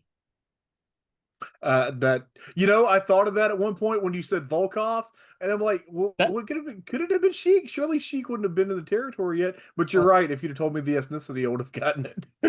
It was technically it was Hussein Arab won the Battle Royal, but that was the Iron Sheik. Good for Sheiky, baby. Yes. And the way I said Nikolai Volkov and then paused, I was doing that on purpose to give you a hint. See, it did, and then I dismissed it because I don't trust you. I know there's more than one WWE Hall of Famer in this Battle Royal, and I know there are more ridiculous Hall of Famers in this, but anytime I ever see Baron Mikel Cicluna, I can never do it without referencing the fact that he is in the WWE Hall of Fame. See, whenever anybody mentions the WWE Hall of Fame, I just remember that fucking Vince Sr.'s limo driver is in the Hall of Fame. At least Vince Sr.'s in. I mean, that, but yeah, Cicluna, James Dudley, all got in before Bruno, before Hogan, before Savage. There was that long period where we don't talk about Bruno. No. That's true. Yeah. So 68 down, 132 to go, which means we are officially more than 1/3 of the way through this series. I know you've only been watching for the last 10 or 15, but still. Can you imagine a segment on like a 1998 Raw where Stone Cold Steve Austin and Mr. Ron Wright discuss the finer points of stomping a mud hole in someone's ass and walking it dry as opposed to administering an East Tennessee dog whooping? I tell you. And you think Steve Austin would have given Mr. Ron Wright the money to get his heart surgery? And, Yeah, but he wouldn't have made a big deal about it. Then it takes away Ron Wright's entire gimmick, because why would he need the wheelchair? And, why would he encourage fans to send in money? Hey, this time if he encouraged fans to send in money as a babyface with Austin, they would actually fucking do it. He could have gotten 2 hearts. Oh, God. He could have afforded to give a child a 3rd kidney. Yeah. All right. So as we start to wind this whole thing down, we're going to tell you what else happens in the world of wrestling. Because like we always say, I can tell you May 15th, 1983 until I'm blue in the face. However, this gives you some context. And there is actually a pretty big, episode of Raw this week, but it was buried deep in the Observer. So I'm going to tell you what happened at the beginning of the Observer and then get to the very big episode of Raw. The main story this week was that it was the go-home week to the WCW Slamboree pay-per-view coming up next weekend. The draw of the show was a Legends reunion, which is such a draw that it has currently sold less than 1,000 tickets, causing WCW to heavily taper Atlanta to draw a respectable crowd to the La Omni. The Omni? Yep. And ironically, is speaking of La Omni, Larry Labisco will be there, just not in an advertised position. Actually, Jesse Ventura has some last-minute health issues, and Larry fills in on commentary. I saw that show one time, but it was literally, it was at least 20 years ago. I rented it on a VHS tape from a place that hasn't existed in a very long time.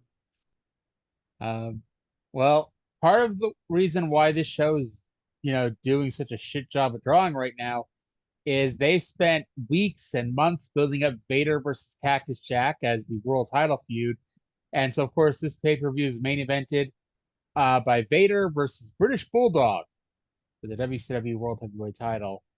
And simultaneously, they're also building up Steve Austin and Brian Pillman versus Ric Flair and Arn Anderson. And Ric Flair will not be wrestling on this pay-per-view either. So, and Arn is wrestling Barry Windham for the NWA title. Yeah, so I've actually been I am not caught up yet, but I have been watching shows from this period.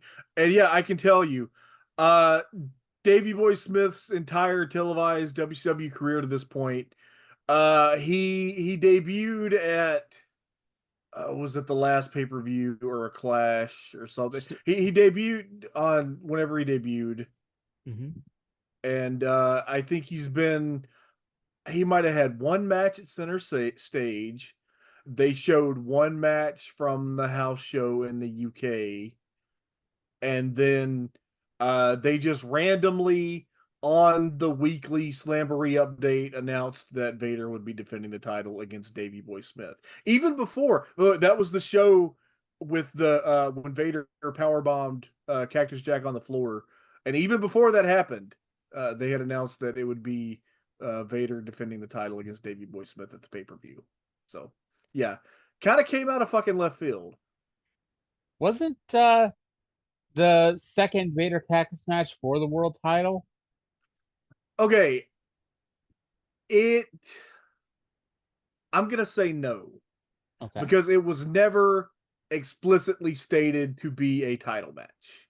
And I assume that it is a non-title match unless I am explicitly told that it is a title match. All right. So looking up Cage match, I don't know if he got injured, but he didn't have any matches after a March 21st house show. This is Davey Boy Smith until May 2nd. So he was out for 6 weeks. But he did have a lot of house show matches. And yeah, you mentioned he had the one match at Center Stage. He did have a lot of worldwide matches and main event matches. Yeah. So for what it's worth, if you were watching all the B shows, he was on the show a lot. Actually, one time he wrestled Mustafa Saeed, a future gangsta. There was a match between Mustafa and Cactus Jack on one of these shows a month or two ago, and I thought Mustafa did a hell of a job for him. Mustafa was better than he got credit for because, A, everyone's going to be overshadowed by New Jack, and B, especially in that gimmick, wrestling ability was not important. I thought you were just going to say that Mustafa was better than New Jack, and I was like, yeah, that was the point.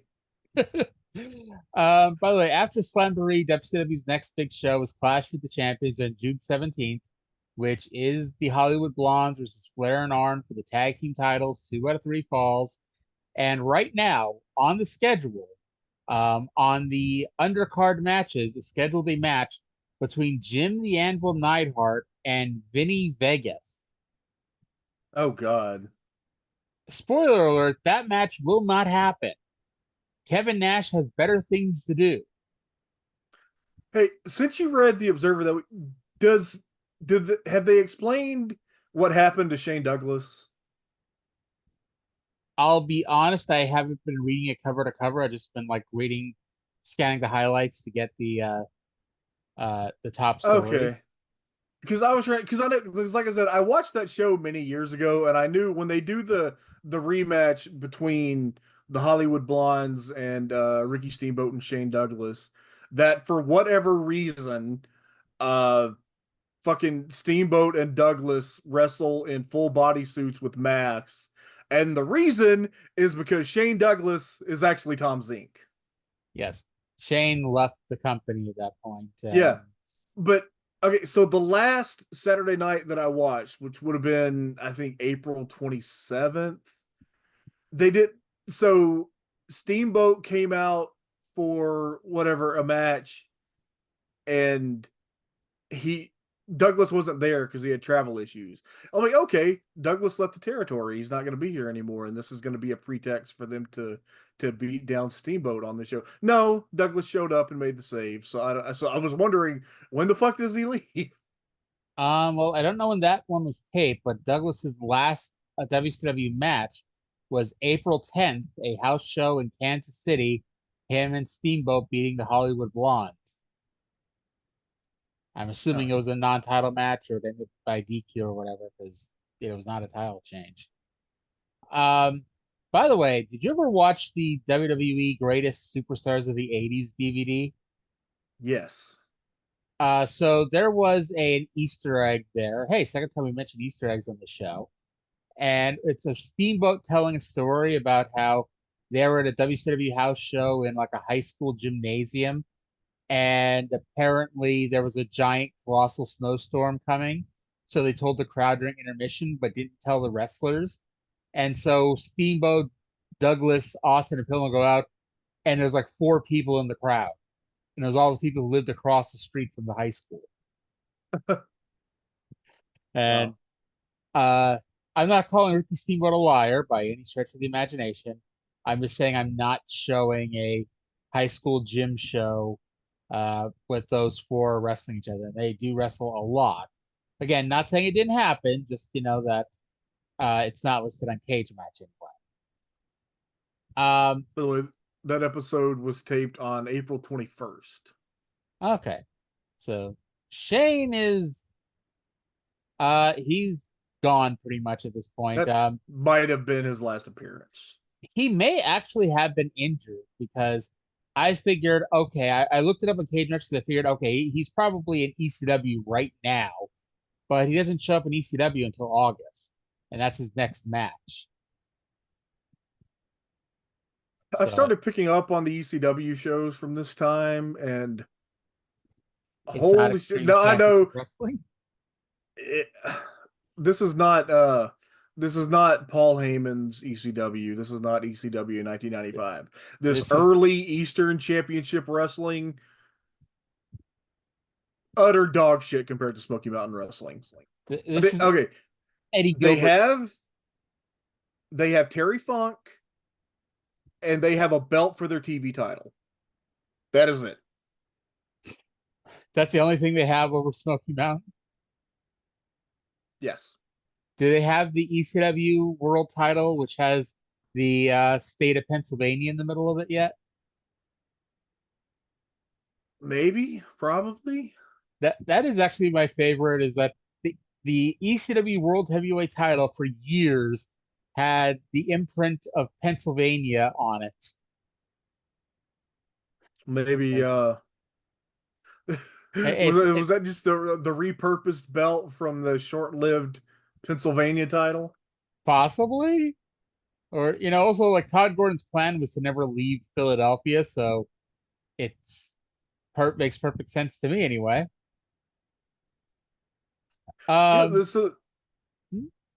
This doesn't matter at all. Those early tapings were at a private Catholic university called Cabrini College. It's in like a suburb of Philadelphia. And I looked, and they closed down like last year.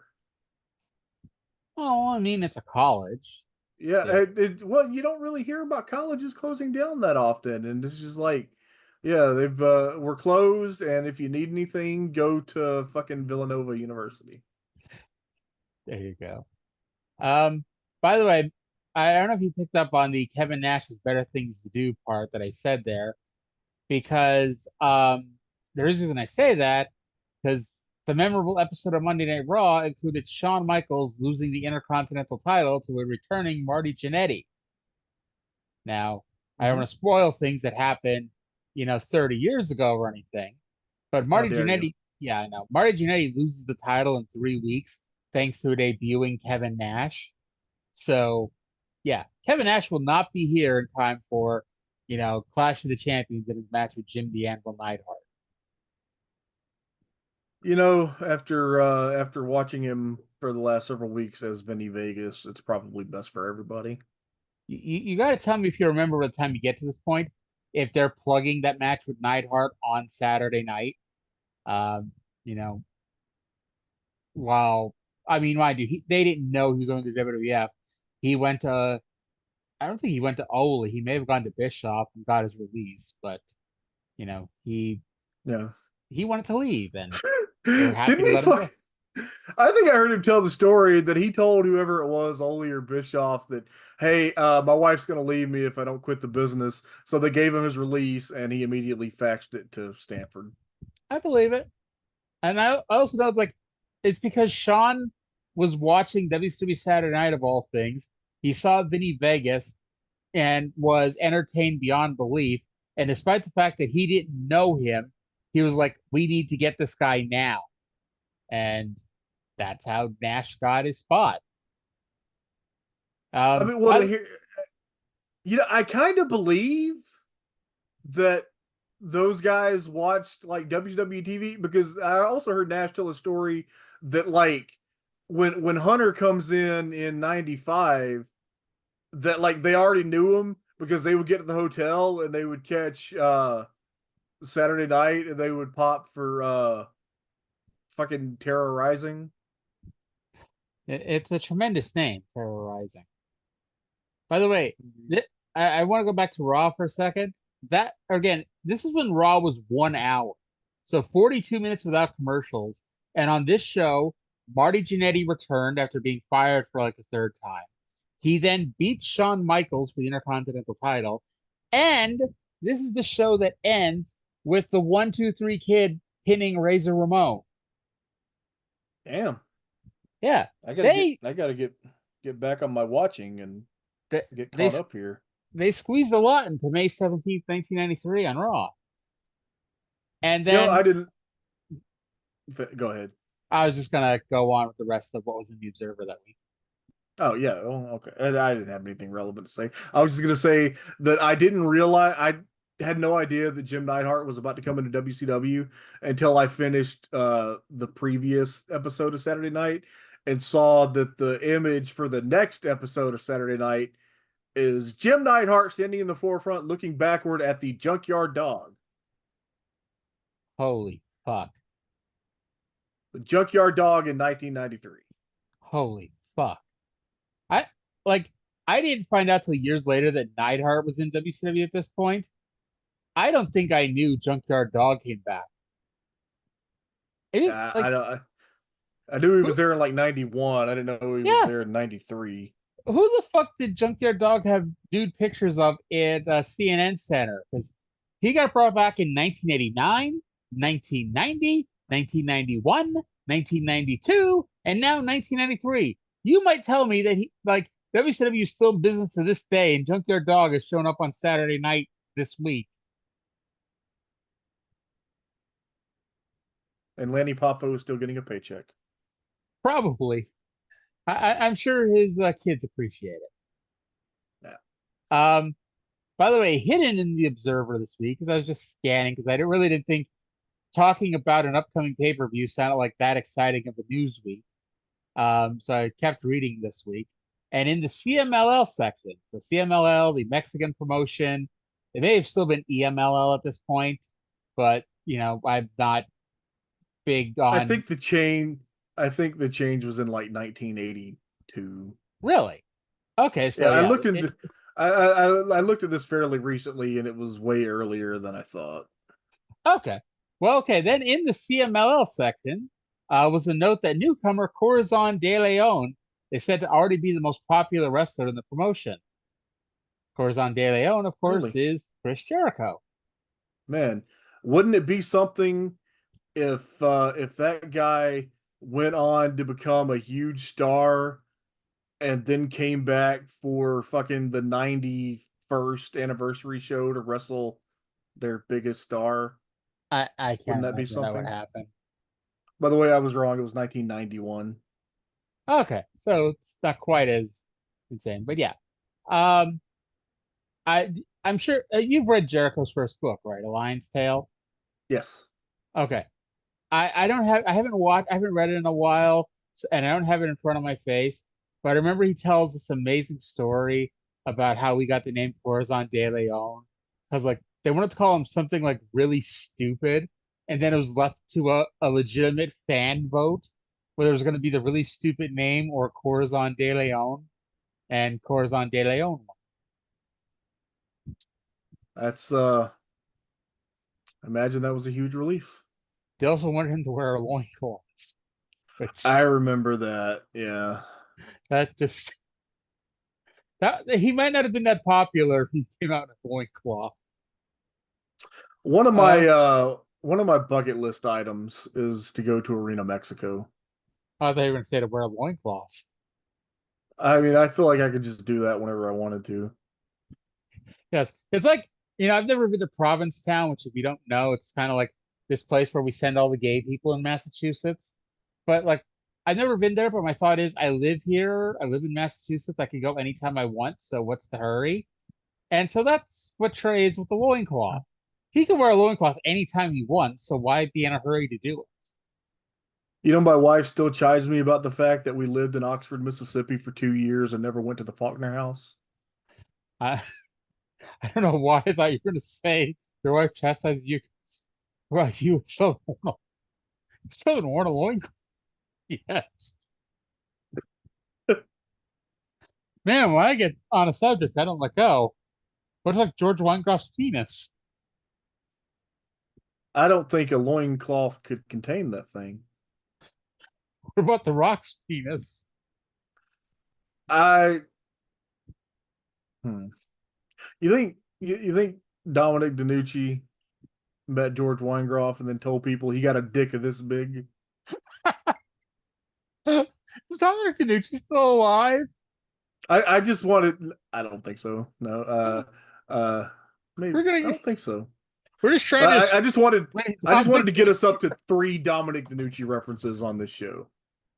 Dominic DeNucci passed away in 2021. We're sorry, Dominic. That old summon a bitch, Dominic. Oh God. By the way, also in the Observer this week, Bob Orton Jr.'s son Randy won the Missouri State 13 and under amateur wrestling championships. Wonder if anything will come of that kid. And then my favorite thing I've ever discovered. Now, for long-time readers of the Observer, you might remember that Dave used to print a letter page where, like, marks would write in their comments on wrestling, and Dave would print some of them. And they're usually, like, honestly, it's nothing really to write home about usually. It's, like, easily skippable, especially if you're not expecting to see your letter in the Observer. Although, if you look back, you'll see, like, Scott Hudson, be in there sometimes, among others. But anyway, I don't know. Well, this made me laugh when I saw it. 19 people wrote a single letter to Dave complaining about Dave's lack of coverage of a St. Louis fan convention that Dr. Mike Lano put together. Did they all sign it? Did it list everybody who signed it? No, Dave only just put like 19 people sent this in. You know what? I bet that letter is still on Dave's floor somewhere. Probably. He hasn't gotten to it yet. I'm gonna bet Dr. Mike Lano was at least 12 of those people. Was he that fat? Wow. I'm sorry. I've never met Dr. Mike Lano, and I am using the air quotes every time I say doctor, even though he was a dentist. But, you always hear like the wackiest stories about Mike Lano too. You know, I'm not gonna say I've never heard of this person, but I can't think of a time off the top of my head. I I remember there like I didn't read this in the Figure Four Weekly. Somebody was talking about it with Brian Alvarez. That Brian Alvarez was wrote in the Figure Four Weekly about the infamous San Francisco Wrestling Convention where like the people who promoted it absconded with all the money and no one got paid and all this shit. And hidden in the Figure Four that week was a note that Mike Lano debriefed Steve Austin on the situation. And that just Huh. sounds hilarious to me. My favorite thing to ever come out of the Observer reader pages was, I think it was about 1988, 89. You get a letter that somebody just got a new VCR and they were looking forward to trading for lots of Japanese wrestling. And it was signed Jeff Lynch. And if you know anything about tape trading, you know about fucking Jeff Lynch. Like this dude, I don't people know still about talk Jeff like, Lynch. you don't know about Jeff Lynch? Okay, so No. he was a tape trader, seller, dealer. Even today, like I've bought DVDs from him within the last. I mean, it might have been like 6 or 7 years at this point, but as far as I know, he still sells fucking wrestling DVDs. And I just thought that was funny that like one of the one of the like most well-known people in the wrestling tape trading community was excited to get a VCR and start getting Japanese wrestling tapes. Nice. We all had to start somewhere. You My know, first I told you. I'm sorry. Go ahead. my first Japanese tape was the IWA King of the Death match because I can't even tell you why. But there was a pop-up store at my local mall and it was like 98, 99, and they had Japanese wrestling tapes there. And one of them was the King of the Death match, and I got it. Yeah. So And by the time I was getting into that stuff, we already had like high spots. So I, I never really got the tape trading experience or any of that. But my first Japanese tape would have been the January 4th, 2004 New Japan Tokyo Dome show. was that the one with the fake MMA tournament? No, that was 2005 or 2006. Okay. Yeah, 2004 was the one with a fucking incredible, violent, bloody war between Yuji Nagata and Kensuke Sasaki. Nice. Nice, nice, nice. All right. So I think we're closing in on the 2 hour mark. So I think now would be a good time to call it quits for the day. You know, I'm surprised because I was messaging you earlier and I said, you know, other than the big angle, I don't think we're going to have anything to talk about. And we still managed to get an hour and 53 or whatever minutes out of it. It's us. Was there ever a doubt that we'd be able to get almost 2 hours out of anything? We are really good at this. I'm sure that we could watch like one 4 minute squash match from WWF Superstars in 1992 and talk about it for an hour plus. We should experiment. We should watch an episode of Wrestling Society X and see how long we can talk about it. Oh, I mean, come on, Wrestling Society X. Like, Jesus Christ, I think we could, beat our longest show talking about Wrestling Society X. Especially if it's the exploding ring one. Yes. Hey, somebody knows how to do an exploding ring, AEW. Why didn't you call the MTV guys? They could have. Yeah, exploded maybe that they ring. should have hired those guys. What do you think Fabian Kaelan's doing these days? Probably sitting at home wondering if anyone has ever thought about him in the last 17 years. I think of him at least once every 17 years. At least once every. Honestly, this might be the first time I've ever thought of him since he was on Wrestle Crap Radio 1,000 years ago. I don't even remember that. Yeah. All right. So Take it home. All right. Before we go, do you have anything else you want to say to our fine, fun, fantastic person? Hi, person.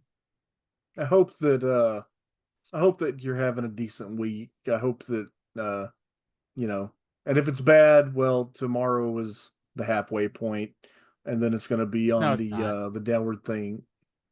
Tomorrow's Friday. Oh well. Oh yeah. I'm sorry. I forget what day it is when we're not on the day we say we are. Yes, I we hope you record- had a good week and you're excited for the weekend.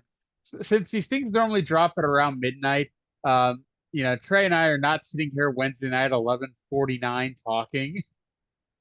No, but sometimes we are sitting up at like 1:30 on a Sunday morning because we started at 10:30 on Saturday night. We are such winners that on Saturday nights we record a wrestling podcast. Indeed. Yes. All right. Well, I want to thank everybody for listening. Hope you enjoyed it. Hope you had a good time.